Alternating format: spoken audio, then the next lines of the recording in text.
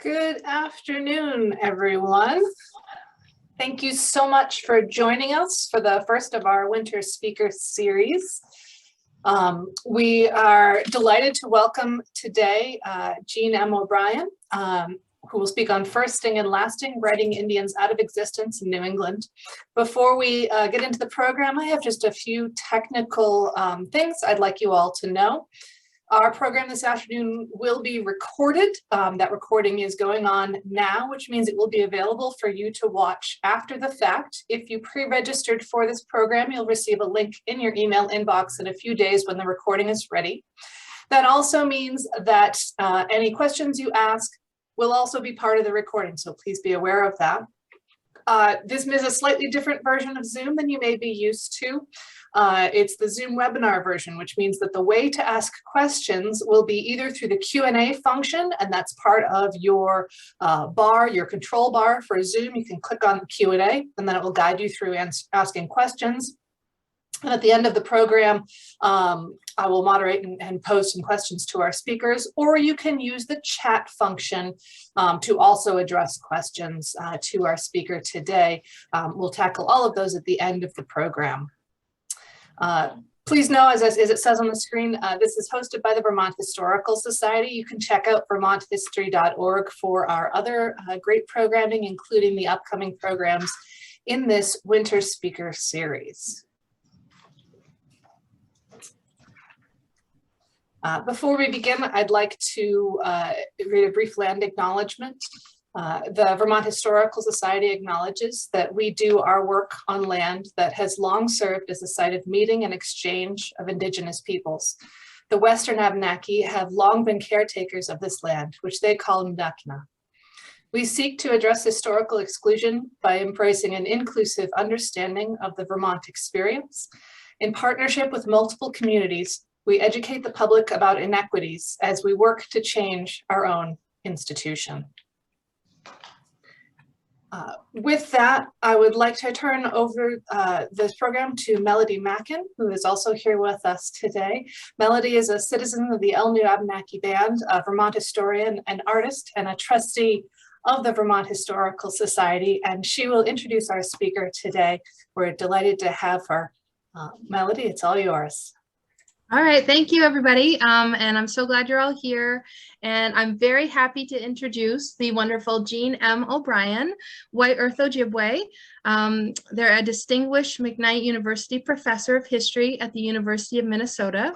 In addition to numerous articles and book chapters, O'Brien is the author of Monumental Mobility, The Memory Work of Massasoit with Lisa Blee, Firsting and Lasting, Writing Indians Out of Existence in New England, Dispossession by Degrees, Indian Land and Identity in Natick, Massachusetts, 1650 to 1790, and more.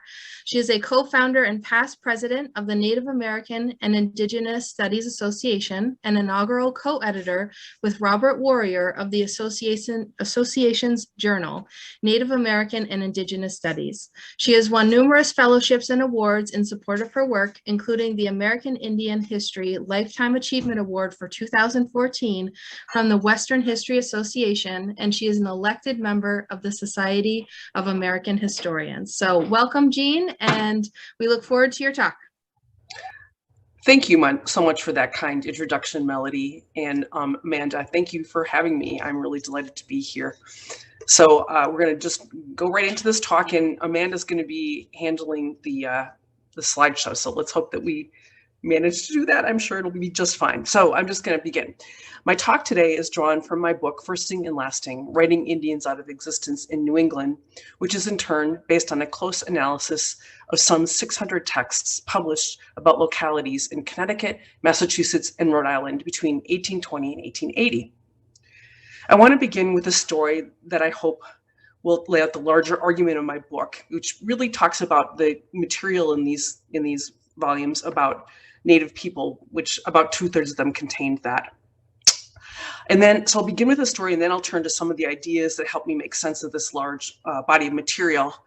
I also want to suggest that even though my book centers on Southern New England, that's where I did the research, I think it has strong resonance with Northern New England as well, but you all can be the judges of that. So the story. On June 3rd, 1856, Emory Washburn, educated in the law at Harvard and fresh off a brief term as governor of the Commonwealth of Massachusetts, stood to address the people of Bridgewater, Massachusetts on the 200th anniversary of its legal incorporation. They were gathered, he proclaimed, to lay the offerings of cherished memories and honest pride upon altars which our fathers reared here in years that are past, unquote. Washburn's account participated in a robust tradition of Southern New England ancestor worship, and it grounded that story locally. The original inhabitants of the land that became Bridgewater barely registered in this address, although the ways they did turn up is telling. Their first mention came when he named the committee that was appointed, quote, to obtain the requisite title deeds from the good old Massasoit, within whose jurisdiction this territory was situated, unquote. He went on to note, tradition points out the spot where this act of purchase was completed, which once bore the name of Sachem's Rock. But it is sad to think that of all the race who then peopled this region, nothing but tradition now remains. It is sad to recall in how short a time not a drop of the blood of the Sachem of Pokanoket, whose hand of friendship welcomed our fathers to these shores, was to be found in the veins of any living being. Slide. After having turned over legal possession of their lands to the newcomers, Indians receded from the scene in Washburn's account. Indians, he asserted, had so thoroughly vanished from the region that not even a drop of blood survived in any living person. Mournful though it may be, Bridgewater people would have to settle for place names and traditions when it came to knowing about the Indians their ancestors encountered. We can only imagine how the Indians who remained in their southern New England homelands might have received this sweeping claim. In spite of more than 2 centuries of English colonialism that worked to displace them and make them disappear, New England Indians remained in their homelands. We know that they were there because of a report produced by John Milton Earle, who served as Commissioner of Indian Affairs in the 1850s, that enumerated Indian families and communities throughout Massachusetts. We know that they were there because Connecticut, Massachusetts, and Rhode Island maintained bureaucracies for Indian affairs at the time he was writing that offered additional archival evidence of their survival. We know that they were there because their descendants are still there. How could Emory Washburn have overlooked them? How could he have failed to know the larger and far more complicated story of Indian survival? These are not trivial questions. They get to the heart of crucial aspects of the racial dynamics of Southern and Northern New England, and indeed in the United States. The text that contained Washburn's historical account was one of hundreds that participated in the larger ideological project that my book takes up. My aim is to understand how non-Indians in Southern New England convinced themselves that Indians there had become extinct, even though they remained and remain as Indian peoples to this day. I argue that these processes can best be understood by getting at the mindset of ordinary non-Indians, and I try to get at that mindset by analyzing the historical narratives non-Indians told about Indians. Local narrators, in complex ways, wrote Indians out of existence, I argue. I try to make sense of this process by developing the concepts of firsting and lasting, ideas I'll try to explain today. Why did local narrators tell Indian stories at all when relations of power would have permitted them to entirely elide Indian history? I argue that New Englanders embraced Indians because doing so enabled them to establish unambiguously their own modernity. Non-Indians narrated their own present against what they constructed as the backdrop of a past symbolized by Indian peoples and their cultures. The master narrative of New England was that it had made a stark break with the past, replacing uncivilized peoples whose history and cultures they represented is illogically rooted in nature, tradition, and superstition, whereas New Englanders symbolized the civilized order of culture, science, and reason. Modernity is predicated on exactly this sort of rupture. Within this rubric, the narration of Indian extinction in local texts, I argue, proceeded along 2 important avenues. Insistence on the idea of blood purity as a central criterion of authentic Indianness reflected importantly the scientific racism that prevailed in the 19th century and that still lingers with us today. New England Indians had intermarried, including with African Americans, for many decades, and their failure to comply with non-Indian ideas about Indian phenotype strained the credence for their Indianness in New English minds. This penchant for Indian purity as authenticity also found expression in the idea of the ancient. Non-Indians refused to regard culture change as normative for Indian peoples. Thus, while Indians adapted to the changes wrought by colonialism by selectively embracing new ways and ideas, such transformations stretched beyond the imagination of New Englanders. Indians could only be ancients, and refusal to behave as such rendered Indians inauthentic in their minds. Indians, then, can never be modern. These ideas provided fertile ground for the idea of extinction, a mythology that obliterated the fact of Indian survival and fostered the dominant ideology about racial formation in 19th century New England and informed a developing national ideology about Indians. In the process of asserting their modernity, local writers worked mightily to root the New English order deeply. In effect, they claimed to be the first people who established cultures and institutions worthy of notice, thereby subtly declaring the invalidity of Indian ways of life. Indians served the larger storyline of establishing the primacy of the New English social order. Collectively, the effect of their ideological labor is to appropriate the category of indigenous away from Indians and for themselves. Thus the phrase you often hear, "I'm a native New Englander."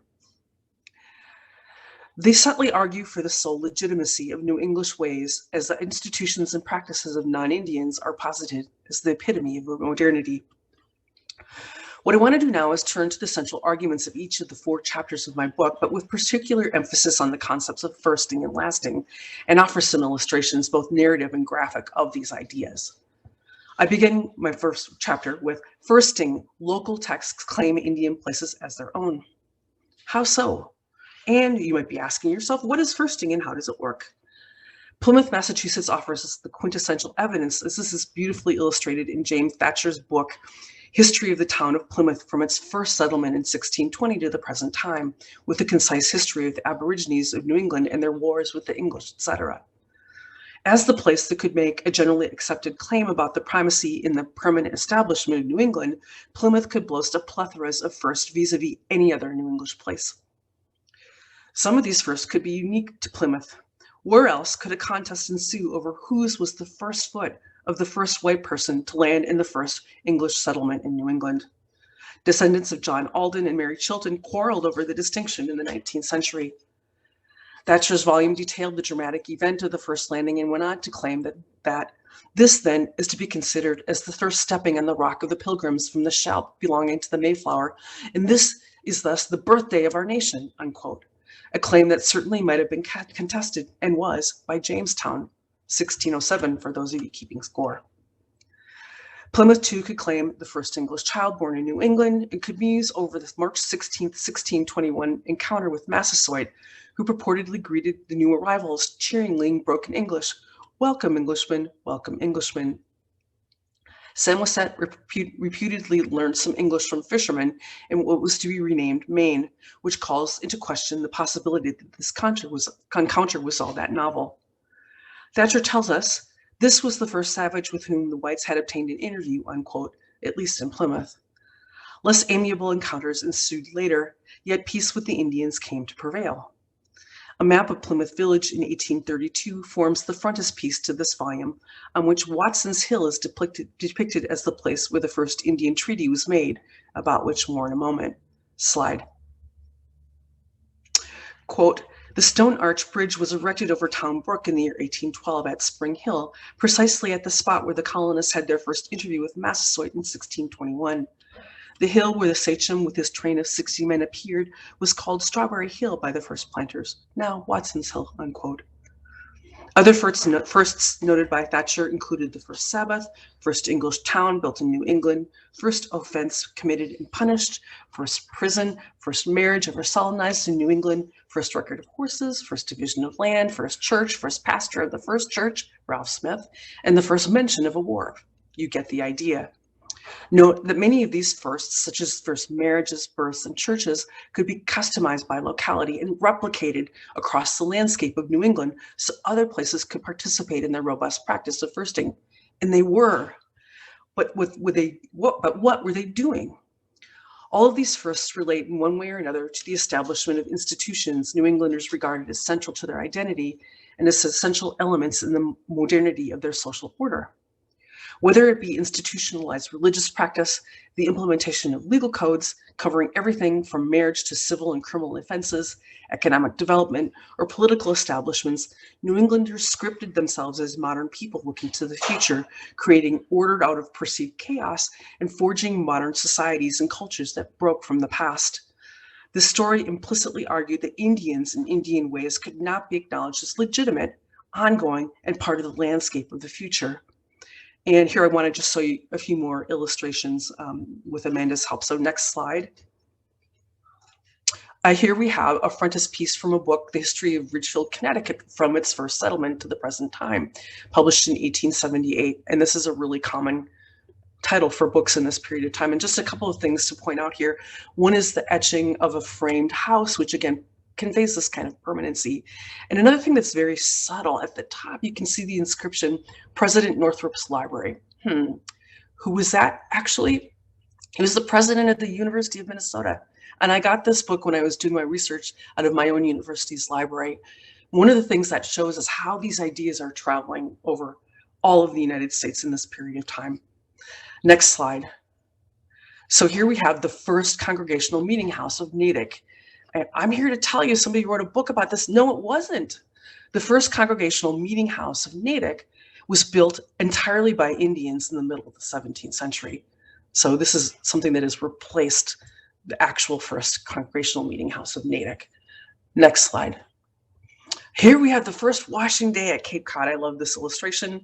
The idea that cleanliness is brought by the English into a place that is perceived to be not clean before this time. It's also kind of a funny etching with this, the armed guard there so that the people can do their washing with the rifle aimed at the woman's head, which is a scale issue, I guess. Next slide. And here we have, of course, the epic First Thanksgiving, and the mythical First Thanksgiving, I should say. So these bold non-Indian claims about their historicity implicitly stand in contrast to Indians. Non-Indians could not credit Indians with originating history and properly claiming these places. An historian of Manchester, Massachusetts, brought Indians explicitly into the picture and rooted this originary claims to the idea of how history is made. Quote, "The history of America begins with the advent of Europeans in the New World. The red men, small and scattered bands, roamed the stately forests and interminable prairies, hunted the bison and the deer, fished the lakes and streams, gathered around the council fire and danced the war dance. But they planted no states, founded no commerce, cultivated no arts, built up no civilizations. They made no history." And in Lynn, "The history of the red men remains in impenetrable obscurity. They had no books to contain their laws, exhibit their polity, or record their achievements. No written language," unquote. Both of these constructions conjured up the stereotype of lazy, wandering, ignorant Indians living in lawless chaos and confusion without a written language with which to record their feats on a land they could not truly claim to own. According to this calculus, Indian peoples did not make history and therefore could not become the foundation of modern nations. These notions about origins called into being a peculiar phenomena that I call famous first Indians. Originary places such as Plymouth depended on famous first Indians to authorize their origins and inaugurate the production of modernity in New England. Plainly, the only thing that makes these Indians first is their role in a narrative whereby they are to be replaced. Here's where famous first Indians depart dramatically from their non-Indian counterparts.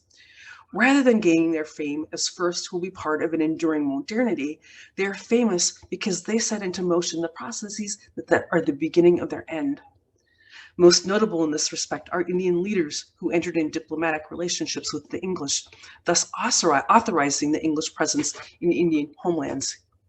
Even though part of the non-Indian claim to Indian places rested in the argument that Indians made no history, in their depiction of famous first Indians, we learned that they did do diplomacy, and they did so in order to legitimate the English presence. Thus, local histories enshrined iconic Indian figures in their stories of origins, none more so than the trio of Samoset, Massasoit, and Squanto. The life stories of these individuals signify a particular story of colonialism. We learned that on the 16th of March, 1621, quote, Much surprise was excited by the appearance of an Indian who boldly walked to the rendezvous and cried cheeringly in broken English, "Welcome, Englishman, welcome, Englishman." This was Samoset, a Sagamore who had come from Monhegan, district of Maine, where he had learned something of the English tongue from captains of fishing vessels on that shore, and he knew by name most of the commanders. This was the first savage with whom the whites had obtained an interview. No incident could have diffused greater joy in the hearts of the disconsolate. He said that the place they now occupied is called Patuxet, and that about 4 years ago all the natives died of an extraordinary plague, and there was neither man, woman, nor child remaining in the territory of which the English now possessed themselves. Unquote. The remarkable providence of an Indian hailing the English in English, however halting, bode well for the English. Intermittent visits and exchanges with other Indians ensued after this first interview, which paved the way for something much more momentous. Samoset returned on April 9th with other Indians, including Squanto, cast as the only surviving native of Patuxet and Massasoit in tow. They came with overtures for trade and peace extended by each side. With military precautions also taken on each side, Captain Miles Standish guided Massasoit and a contingent of his group to Governor Carver, after which a treaty was negotiated. One historian neatly summarized the results of these negotiations. With him, Massasoit, their first treaty was concluded. In an unfinished building near Plymouth, the floor was spread with a rug and cushion to give dignity to the proceedings, which were conducted with simple negotiations, which are memorable as the beginning of American diplomacy. The treaty was one of alliance and not one of subjection. He lived to see his territories melt away before the steady inroad of the whites, but he remained to the last true to the compact he had made. Even before a proper building could be finished to dignify the negotiations, the English entered into a treaty of alliance, not subjugation, with the Indians. Thus did the trio Samoset, Squanto, and Massasoit set in motion the grand tradition of American diplomacy and set the stage for more than 50 years of peaceful relations, horribly violated by Massasoit's own son, King Philip.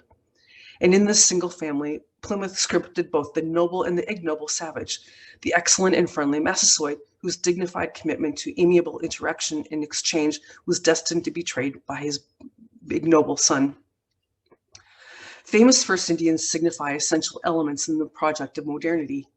Iconic Indians are meant to project the notion of a pacifist colonialism in which friendly Indians invited the English to settle among them. The English reject the medieval order of aristocracy and land grants from kings in favor of a new American diplomacy that involved negotiations with Indians for the peaceful occupation of their homelands. First Indians gained their fame by authorizing these transactions. Their ancestors then give way to the process of replacement in their homelands through the production of modernity. The end product of firsting, then, is the mounting of an argument that Indian peoples and their cultures represented an inauthentic and prefatory history. The New English break with the traditional world of Indians made possible the insidious claim that New England erected the first houses, institutions, polities, and economies, the first social order in the modern world. In this construct, even when local narrators took note of Indian peoples, villages, cultures, polities, economies, and religion, they did not represent a rational and thus authentic ordering of the social order. By their persistent arguing for a prefatory Indian history of New England, local narrators participated in a seizure of indigeneity from Indians and for themselves.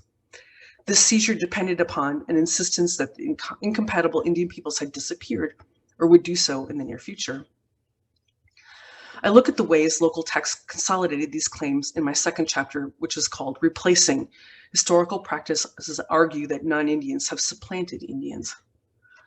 Local narrators substituted one Indian history with another, their own, sometimes collapsing the story into a few terse yet evocative phrases such as the following. The dark tangled forests have gone. The wild beasts which prowled there for prey are gone likewise. The Indians with their canoes, wigwams, council fires, and terrific war whoops have also disappeared, and in their place we have fertile fields, smiling gardens, tasteful, commodious dwellings, a civilized community, and the temples of the living God. The locality is the same. Time, culture, and science alone have wrought the transformation. This stark rendering of history argues for a rupture. Indians, cast as anonymous savage denizens of the forest, have been replaced by God-fearing farmers who have tamed the wilderness and erected frame buildings that compose civilized communities. The lengthy, complex, and contested history of Indian relations is dispensed with in a series of sweeping assertions that dismiss Indians as long gone, replaced by non-Indians who are making modernity. Scripts such as these serve as what I call replacement narratives. Local texts both narrated a process by which non-Indians replaced Indians in their homelands and attested to a wide range of cultural practices that contributed to the larger message of replacement, namely in the erection of historical monuments, the mounting of historical commemorations, excavation of Indian relics, selective retention of place names, and in the land itself. Ideas surrounding these acts of memory and placemaking participate in the production and reproduction of assumptions about Indians, New England, and modernity, and they constitute an implicit argument of replacement. So some slides here next. Here's a monument to the Indian leader Miantinomo from 1643, erected in 1841 in the 19th century.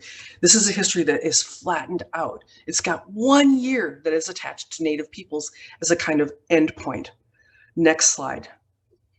Here's a monument to Uncas, again, the important leader in the 19th century. This is meant to signify the death of his people in some ways.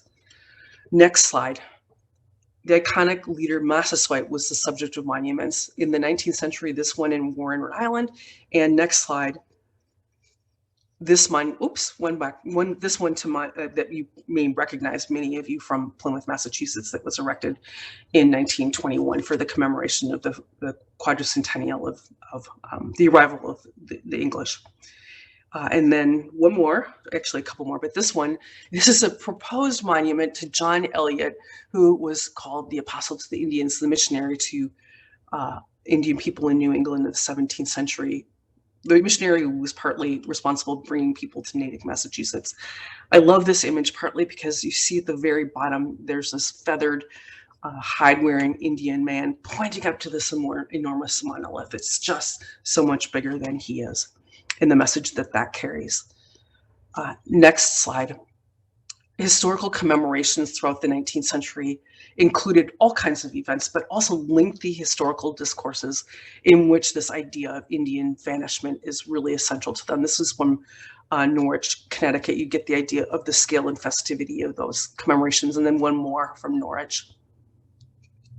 So again, this is the bicentennial dinner depicted here.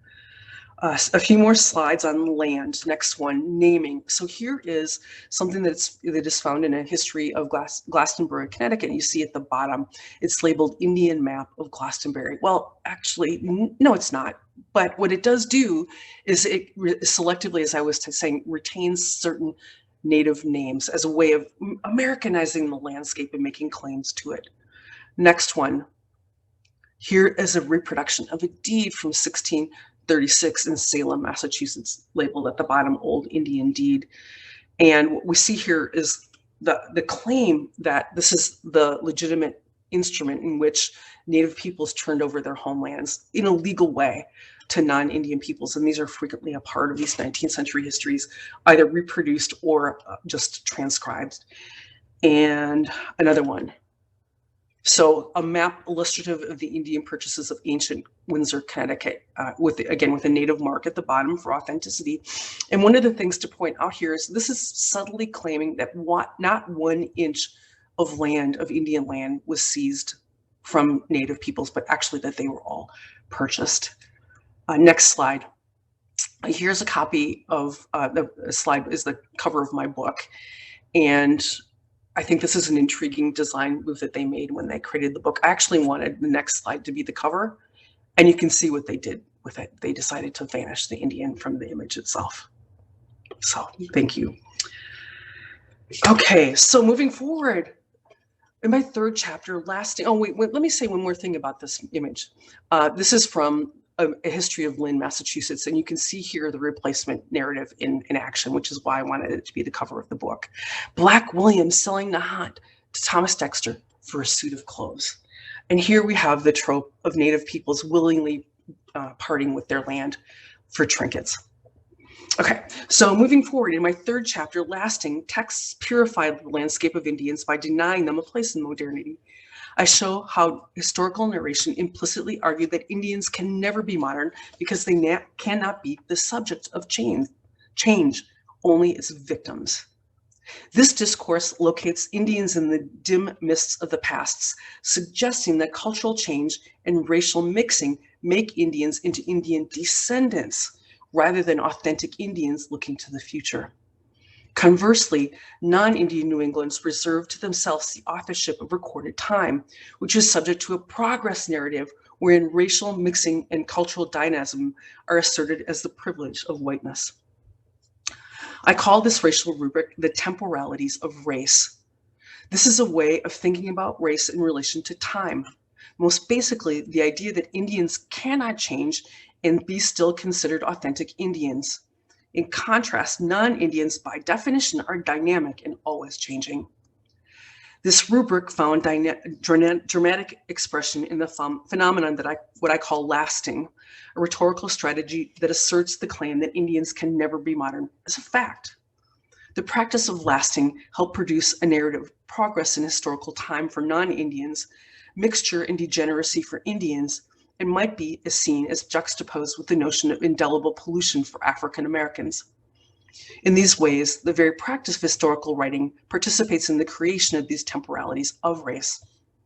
An essential location for lasting is to be found in the complex discourse surrounding blood in these narratives, most starkly in stories about the last full-blooded Indian, to which I now turn. Squanto was the first last Indian, but he was decidedly not the last. Famously representing the peaceful embrace of the English in 1620, Squanto had returned to his homeland following years of slavery in Spain at the hands of Englishman Captain Thomas Hunt. He arrived only to find his village had vanished in the wake of the devastating epidemic of 1616 to 19 that providentially, from the perspective of the English, paved the way for English colonialism. Quote, on the arrival of the Pilgrims in Plymouth, in 1620, they found their lot cast within the limits of a deserted Indian country. Of the name of the tribe which inhabited that section, its history, or the cause of its departure, they knew absolutely nothing, unquote. Squanto, claimed to be the sole remaining native of Patuxet, turned up shortly and embarked on his career as one of the most famous go-betweens in the history of Indian America, or so the story goes. Although dwarfed in importance to the welcoming diplomat Massasoit in 19th century accounts, Squanto attained the status of an icon in the 20th century as a symbol of virgin land available for the taking and the imminent demise of Indian people who had once claimed this land as their homeland. What might be thought of as the Squanto motif of lasting found fertile ground in the imagination of 19th century New Englanders, and authors frequently extrapolated its claims across the landscape. And the assertion of lastness took many forms. Some modified their claims by including the locality or tribe of whom they are purported to be the last. Some last Indians, such as Charles Josias, signified the demise of Indians not long after the arrival of the English in the 17th century. He is claimed as the last Indian of Bridgewater, Duxbury, and Roxbury. Likewise, in an address delivered before the Massachusetts Society of Colonial Dames, an historian featured the 17th century Pawtucket Wanalancet as the last of the sachems of the Merrimack Indians. While this assertion does not explicitly argue for extinction, it does suggest the demise of Indian autonomy and the claim of the end of an Indian polity and way of life. But many other accounts scripted their last Indians as solitary and presumably lonely survivors who somehow managed to maneuver the tricky shoals of English colonialism and find their way into the 19th century, only then to succumb to the inevitable process of replacement. At least one last Indian in New England preceded the famous Last of the Mohicans, conjured into extinction by James Fenimore Cooper in his 1826 novel. In 1821, History of Bradford, Massachusetts concluded its account of what was possibly a, quote, considerable settlement of Indians by informing the readers that, quote, the last of these who resided here was Papahana, who lived to a great age in a hut near the mouth of Johnson's Creek. The people of the last generation knew him well, unquote. The rich theme of lasting found its place across a broad canvas of cultural expression in the 19th century. The message echoed in historical writing, poetry, theatrical production, portraiture, and other venues. Martha Simons became one of the most famous of the last Indians of New England. Slide.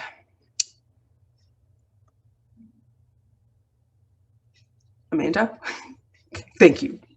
According to historian Daniel Ricketson, during the middle and even the latter part of the last century, a few of the lingering remnants of the once noble possessors of this soil remained, retaining to their ancient form of habitation, the wigwam or a hut, unquote.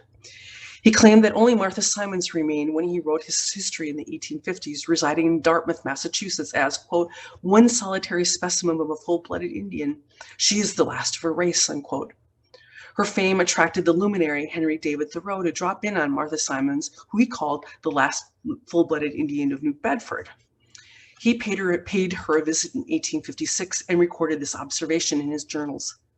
To judge from her physiognomy, she might have been King Philip's own daughter, yet she could not speak Indian and knew nothing of her race, unquote. And Martha Simons' fame in the middle of the 19th century also inspired the well-known artist Albert Bierstadt to paint her portrait in 1857, which he titled Martha Simons, the Last of the Narragansetts. Bierstadt's claim, and that's this illustration here, Bierstadt's claim that she represented the last of the Narragansetts in the 1850s is undone in 1879 in William Cullen Bryant and Sidney Gay's A Popular History of the United States that features the then still living Esther Kenyon as the last of the royal Narragansetts. But that she received such attention underscores not just non-Indian fascination with the idea of Indian demise, but their obsession with the modern project of purification. They want precision. This is the exact end. Couple more slides on this. Next one, Amanda. Here's a Eunice Maui, appears in a lot of 19th century popular periodicals and textbooks. And then next one, Abram Corey appears in a history of Nantucket. And I really love this illustration for how it mushes up symbolism around modernity in ancient practices. You see the baskets and the basket stuffs that he was presumably working. You see him in a suit, which is interesting, but he's barefoot. And in the background, he's in a frame house, clearly. And in the background, you can see the emergence of industrial society, right? So all these things are going on. So compare these constructs to the embrace of all non-Indians who could draw any connections to the town of Hadley, Massachusetts during its 200th anniversary celebration. Quote, the large hospitalities of the occasion readily embrace and welcome all who, by descent or intermarriage, by blood or residence from far or near, are related not merely to the geographic, but the human Hadley of 200 years ago, unquote. New England Indians could never expect such expansive definitions of inclusiveness of their own communities to pass muster with non-Indian New Englanders who wanted them to disappear. The construct relied on the application of a completely opposite criteria for establishing race. In the case of white New Englanders, the possession of any drop of Puritan blood enabled one to claim membership in that special category, and the problem of purity of blood was elided. In the case of Indians, any admixture of other blood, and these are constructs, right, diminished their Indianness in the New England imaginary, and mixing banned Indian claims to their identity. Quote, there are none of unmixed blood remaining in my native town today. Half-breed and quarter breeds gain a precarious living by fishing or picking cranberries and bogs around Ponkapog Pond, but the Aborigines of 2 centuries have departed, and forever, unquote. In effect, what such claims about New Englishness assert is an implicit one-drop rule for themselves. Any claim to a drop of New English or Puritan blood, any vague connection to one who could make a claim to the Puritan fathers, entitled the claimant to membership in the New English race, a race that is asserted as pure even while it is acknowledged to be by many to be forged in mixture. The vagueness of these claims might be frequently put alongside the vagueness of lasting claims made about Indians as they move in completely opposite directions. And this fascinating parallel to the one-drop rule for African Americans, which relegated them to a pollution narrative that subjected them to slavery and racial discrimination, should a claim of even a single drop of African blood be asserted, must also be contrasted to New English requirements for Indianness. In that construct, any mixture of Indian blood with any other blood renders the individual less Indian until the possibility of acknowledging the Indianness of New England Indians vanishes in the New English imaginary. What we have here then is a theory of racial purity built on the fact of impurity that is used to call into question the Indianness of Indian people in the present and their likelihood to survive as a people into the future. The temporalities of race that insisted Indians remain mired in a static past blinded New Englanders to an important fact. Indians resisted their effacement from New England in the 19th century by embracing change in order to make their way in a changing world, as they had done for centuries. This is the argument of my final chapter, resisting. Claims and texts about Indian extinction fail even as they are being made. Their ongoing resistance to settler colonialism took multiple forms and translated into their survival as Indian peoples. Driven to understand Indianness through a degeneration narrative about race that insisted on blood purity, and coupled with an understanding of Indians reckoned within the temporalities of race, non-Indians failed to accord Indian peoples a legitimate place in modernity. They failed to recognize New England Indians as a modern peoples who looked to the future and instead constructed a pervasive myth of Indian extinction. Why did New Englanders have such trouble recognizing New England Indians as such? On one level, their assumptions about Indianness that were shaped by the temporalities of race preconditioned them to understand the Indians through a degeneration narrative. But on another level, they refused to recognize them because it was useful not to. Recognizing Indians entailed fulfilling obligations to them with regard to protecting their lands and other resources and attending to their needs under a system of guardianship, a trust relationship that had organically developed over more than 200 years of colonialism. It also stood in the way of the modernizing project of purification that was so preoccupied with completion. No one personified the engagement with modernity more publicly than the Pequot minister, activist, and public intellectual William Apis, author of 5 published books in his short but eventful life. Slide. Apis's vision, articulated in his writings, obliterates ideas that lay at the center of the New England project of nationalism, which argued for the primacy of a new modern social order they claimed as their hallmark to the exclusion of the ongoing existence of Indian nations. He rejects this construct by insisting on the equality and integrity of Indian peoples, natives of the land, and the fact of Indian survival and endurance into the future. He reclaims indigeneity from non-Indians who attempted to seize it through the construct of modernity. New England history is Indian history, he argues, and Indian people continue to resist audacious colonialism inaugurated by those who stumbled onto Plymouth. Along the way, he exposes the racism honed in the colonial encounter that New Englanders were forced to live with in the present. He told of personal experience with prejudice in Connecticut, quote, where they are so pious that they killed the cats for killing rats and whipped the beer barrels for working upon the Sabbath, unquote. Such false piety could be found at the center of the colonial project, the ideological framework for the replacement narrative, succinctly stated by Apis himself. Quote, and as the seeds of iniquity and prejudice was sown in that day, so it still remains. And there is a deep-rooted popular opinion in the hearts of many that Indians were made on purpose for destruction, to be driven out by white Christians, and they to take their place, unquote. Apis's activism, publications, and public appearances are in and of themselves stunning acts of resistance. The story he tells challenges the notion of a natural break with ancient superstitions that clears the way for modernity and points out the violence of the claim. Rather, he emphasizes the habits of superstition and myth-making non-Indians engaged in through their peculiar mode of commemoration that purported to make Indians disappear, a mode he takes up to offer a counter-narrative to English claims in his tour de force, Eulogy on King Philip. Apis's other writings speak to the ongoing vibrancy of Indian peoples in New England, even as they struggled within the colonial regime. Indians appear as modern people forging their own dignified lives into the future in spite of the horrors that accompanied their treatment as racial others.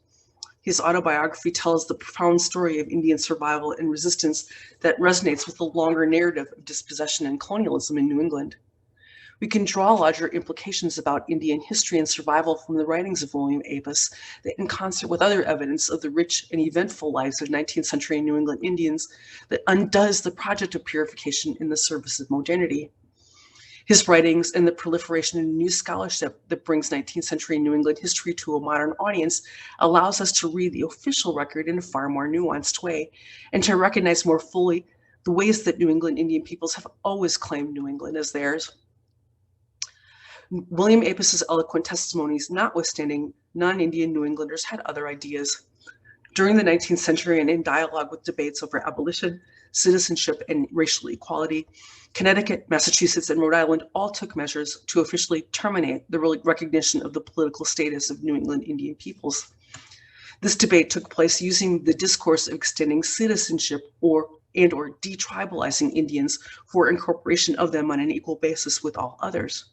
In effect, New England pursued what I'll call termination to eliminate the claims that Indians made by virtue of being nations, such as the protection of Indian homelands.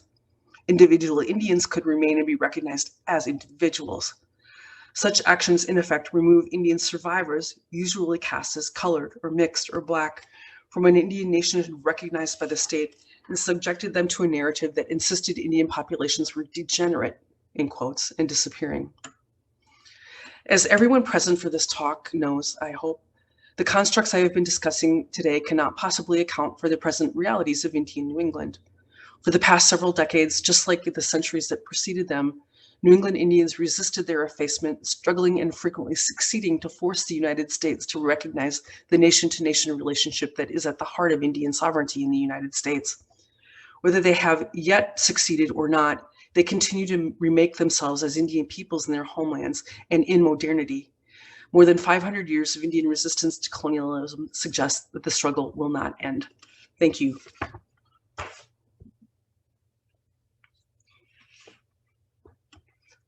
So whoever was wondering what I look like, this is what I look like.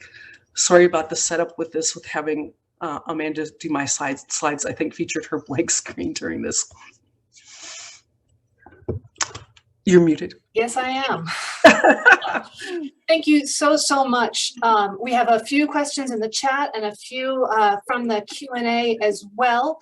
But the first thing I wanted to do was invite Melody back to turn her video back on and share with any reactions or responses from her Vermont perspective. Yeah, thank you. So that was wonderful, and especially poignant at the end when you talked about the continuous struggle to be seen as something, because I think that is, as identity becomes key to everyone's perception of who we are,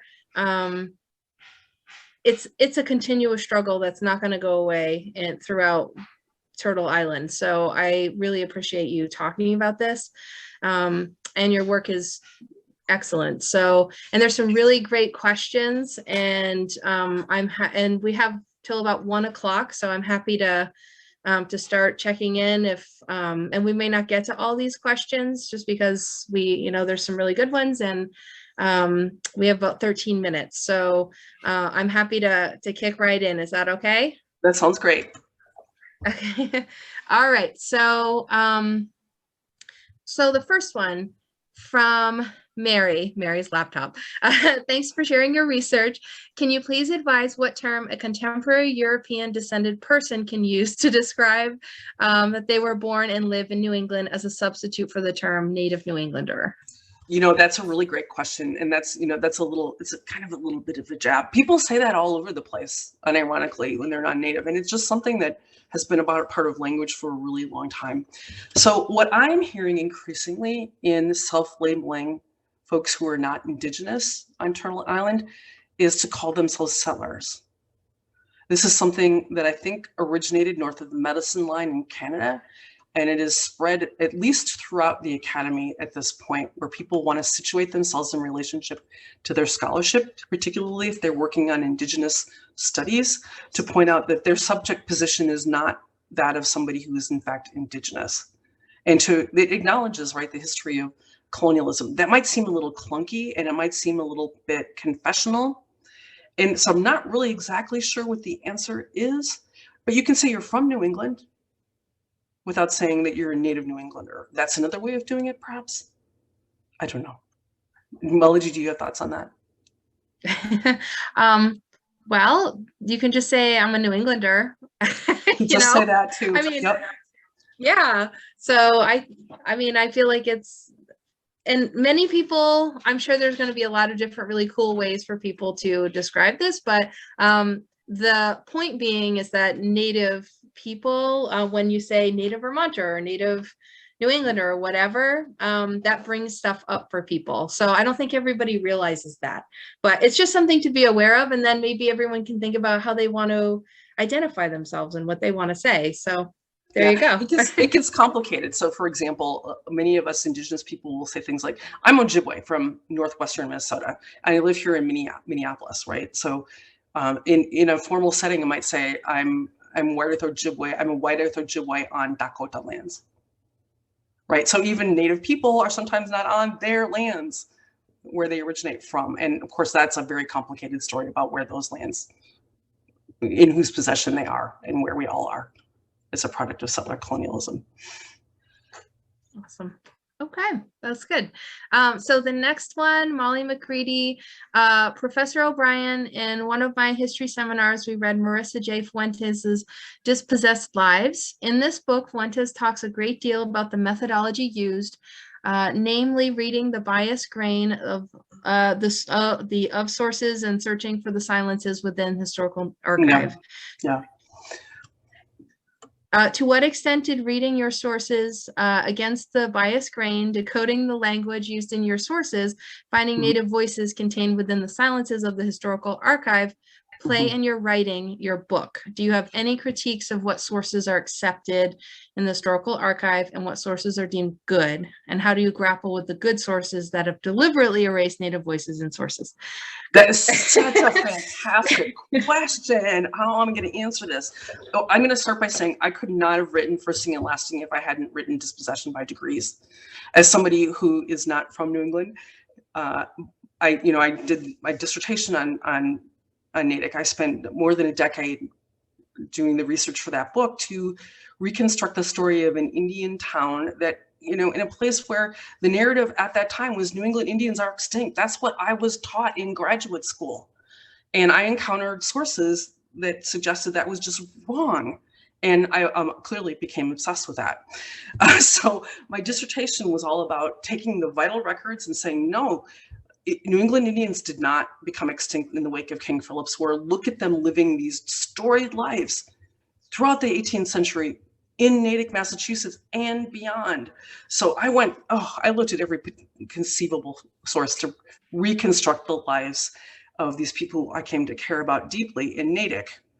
So then, in one of the sources I encountered in doing that work was 19th century local histories, which often will reproduce all kinds of documents it's difficult to get your hands on, for one thing, or conveniently summarize them for you if you're doing research from, as I was doing, from Chicago on Massachusetts. And I started seeing a pattern in those books that I was just intrigued with. So I was very much reading against the grain in those books. People thought I was crazy that's what I defined as my second project, that I was going to read all the 19th century local histories. But that's exactly what I was doing, knowing that the narrative of extinction was wrong. Having done that work, I could read against the grain and say, well, what does this really mean? How is this construct being put into place? What are these claims about? Where should I look for Native voices and Native stories?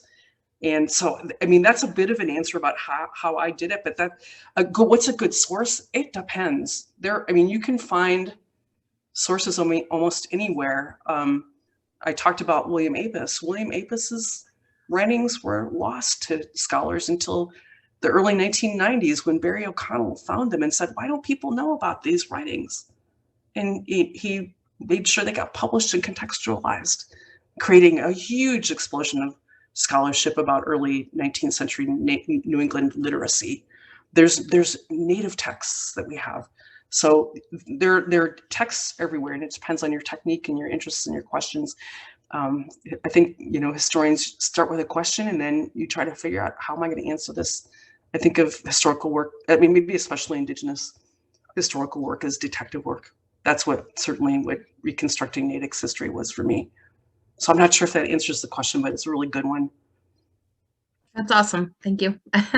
And this one is really interesting. So Christopher, and this plays into a lot of what other folks are asking about in terms of identity. mixed race people. And Christopher said, related to this, I'd be interested in your thoughts on the irony of the one drop rule for Black Americans, in which one drop of African blood makes you automatically Black and thus able to be enslaved, versus this premise that multiracial Indians must give up any claim to being Native. Well, I will take the second part because I think the first is pretty self-evident, right? So for me, the holding Native people up to this idea of pure, let's call it blood quantum purity, or high levels of blood quantum, is all about making us disappear. It's about colonialism, and it's about how you make claims to the landscape and how you build on them to basically make the Indian problem go away. It's like, it's a form of almost documentary genocide, in which, you know, for example, the federal government has certain criteria about how they recognize who is an Indigenous person, who's a member of a federally recognized tribe, who is a federally recognized tribe, which is a problem throughout New England and many other places, right? Because of history. And so if you have the stakes of purity be really high, you can erase the presence of Native peoples. And as I was trying to say in the talk, purify your claims to the landscape. It is in the interests of US bureaucracy to make Indians go away because of accountability, and even, especially when you get further west, for treaty rights and the obligations of the trust relationship that is embedded in the federal relationship with tribes and with the federal government. So I hope that answered the question. Awesome. And Genevieve, she says, can you recommend any books or bibliography to further educate myself? About New England in general? Indigenous it didn't specify, but... well, I'll just start listing some names. There's incredible scholarship out there. I will start with Lisa Brooks, whose book, The Common Pod, and then Our Beloved Kin are just fantastic. Christine DeLucia's recent book, The Memory Lands. I'm doing this off the cuff. Help me out, Melody. There's a whole book on northern New England, beyond behind the frontier, which is a little bit older. Who else is there? There's incredible historians within tribal communities. There's the work, for example, of Paula Peters with the 400th anniversary Plymouth 400. You can go on to the Plymouth 400 website and see the videos she organized and created, and the traveling exhibit, Our Story. So there's also that. Linda Coombs has written a lot of really great things in community. She used to be in charge of the Indigenous Peoples Program, the Wampanoag Indigenous Program at Plymouth Plantation. Who I'm missing, Melody? I'm missing a lot of people. Yeah, and you know what I would say? Voice of Dawn. Yes. Yeah, Voice of the Dawn. And I might suggest, like, buy Jean's book, and buy some of these other, the ones that she mentions, and then look in their bibliography to see what books that they read. And so that is a good way to do it. So if you like someone's scholarship, you can see how they formed their own methodology. That's a good way to do it. And also, especially because Lisa Brooks's book and Christine DeLucia's are pretty new, so they have a really, really strong bibliography to chase down once you get there. Yeah, and they're excellent historians. Yes. So go for wonderful, it. Wonderful books. They absolutely are worth it. And we have time for one more question. Sorry, Melody. I just want to give everyone time and say we have time for one more question, and sneak in that you can get a couple of the books mentioned in the VHS bookstore. So great. Boom. Awesome. If there's one you want to take, go ahead. Or I might suggest, I thought this was an interesting question from Walter Wallace. I heard reference to the building of the Natick First Congregational Church by Indians in the mid-17th century. Yeah. Was this the first Native? Sorry, go ahead. No, yes. Was this the first Native meeting house, or for use by Anglos, or was it a Native gathering place? It was a Native gathering place. So Natick, Massachusetts was founded as a missionized Indian town. And John Eliot, who the monument that I showed, was the missionary, the main missionary that negotiated having this place for Native peoples to secure as their own. And so they went the whole process of religious confession that the Congregational Church was built on in the 17th century, and in fact supervised the building of this meeting house by all Native builders. And part of it was training English skills for the congregants and literacy and changing gender roles and all those kinds of things. So yes, it was, I think it was built in 1660. It's somewhere between 1650 and 1660. And so the Natick Historical Society, it's 12 o'clock right now, is built very close to the site where that meeting house was in South Natick. Thank you. Awesome. Thank you. Well, thank you both. Thank you, Jean, so much for your fascinating talk. And Melody, thank you so much for being here and helping moderate questions and sharing your perspective. I want to close us by saying there were questions we did not get to. I'm sure many of you are also going to pop up with questions later this evening as you continue reflecting on what was shared today. Cannot recommend enough the book that this talk was based on, Firsting and Lasting. I read it last year and it has substantially shaped the way that I personally approach Vermont and New England history. So I think that there's so much to continue working on in there. And thank you everyone for joining us. As I said, this has been recorded and will be shared shortly. And next month, we will be hosting Franklin and Marshall University professor Van Goss on Black politics in Vermont in the 19th century. And thank you again both for being here today, being here virtually today, and thank you everyone else for attending. I hope you all have a wonderful day. Thank you to all of you. Thanks for having me, and thanks for taking the time today to come to this talk. Miigwech, chi miigwech.